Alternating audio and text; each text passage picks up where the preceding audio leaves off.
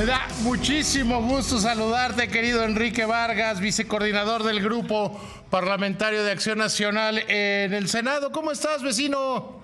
David, ¿cómo estás? Siempre me gusta saludar a un vecino, a un buen vecino. Así es, mi querido David, muy buenas noches. Oye, ¿cómo le preguntaba hace rato a Kenia López Rabadán, cómo dar en la Cámara de Diputados la batalla? Y te pregunto a ti, ¿cómo hacerle en el Senado para dar la batalla? ¿Cómo hacerle para, en esta minoría que no nos había tocado desde mediados de los 90s, cómo dar la pelea? Sí, desde 1982 no tenemos estos números. Dejar en claro que Acción Nacional va en contra de esta reforma que mandó el presidente. Eso iba a llegar después, pero primero era general y luego llegar a eso. Sí, pero primero dejar muy en claro que Acción Nacional va en contra. ¿Y por qué vamos en contra? Porque no es una reforma que necesite México. Sí, obviamente, a una reforma judicial, pero que necesite México y el Poder Judicial. A ver, ¿cómo cree el presidente de la República? Porque obviamente hay que decirlo, que este es una revancha del presidente de la República. ¿Cómo cree que vamos a poder votar por jueces, magistrados y ministros en el 2025 y 2027? Ese dinero que planean ellos con estas elecciones, pues vamos a dárselo a la gente. Y no hay manera de cómo votar, por ejemplo, juzgados de distrito que abarcan 2 estados. La gente, ¿cómo va a conocer a la gente del otro estado? ¿No? Y obviamente la gente experimentada que necesitamos ahí en los juzgados, no como dicen ellos, que se han atrevido a decir que sin carrera de abogado. Vamos por la carrera judicial. Vamos a entrarle a una reforma de veras que sí necesite México, pero no al voto de jueces como ellos los están planteando. Hagamos otro planteamiento, que estén las cámaras de abogados, ¿no? Con un examen que previamente pasen, ¿no? Y de ahí, obviamente, ver algún como jurado de la gente que sí está capacitada. ¿Te acuerdas, perdón que te interrumpa, ¿te acuerdas, Enrique, cuando para el Instituto Federal de Telecomunicaciones, la Comisión Federal de Competencia, es un examen que se hace abierto, público, que hacen Banco de México y el INEGI, y los mejores calificados eran los que se le mandaban a la terna para que de ahí se eligieran? ¿Por qué no hacemos un esquema como ese, no? Exactamente, así, los más preparados, perfectos. Entonces, ahí sí, poder ver el esquema, pero no una votación de 2025 y 2027. Ese no hay manera porque no lo necesita México. A ver, pero creo yo que el cambio que se necesita en la justicia es tú que fuiste alcalde, es en la calle. Es al señor que asaltan, es al señor a la señora que la violan, la maltratan. Es como que ahí es donde se tiene que cambiar la justicia, y no cambia eso cambiando a los ministros de la Corte, ¿no? Así es, obviamente los ministros de la Corte, lo vuelvo a decir, es una revancha del presidente. Eso es un hecho, y como bien lo dices, lo que necesita México es justicia. Lo que necesita México es la gente que ha perdido su patrimonio. Eso es lo que necesita México, y no como ellos lo están planteando, no, con una elección que aparte va a costar miles y miles y miles de millones de pesos, que aparte no está preparado el INE para llevar una elección de esa magnitud.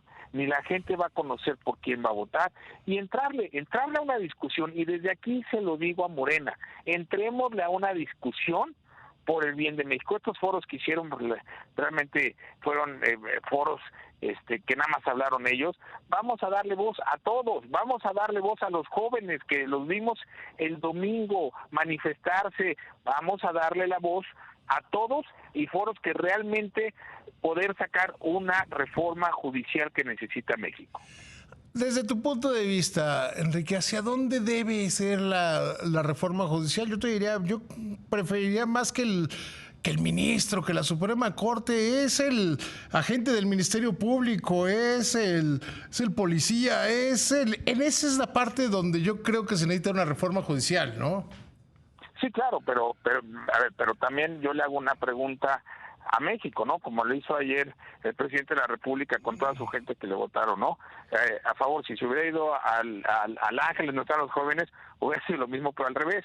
Pero yo le preguntaría a la gente que si estuviera de acuerdo que el que lleva su juicio no tiene preparación, ¿no? Que no es abogado, ¿no? Que no tiene la experiencia.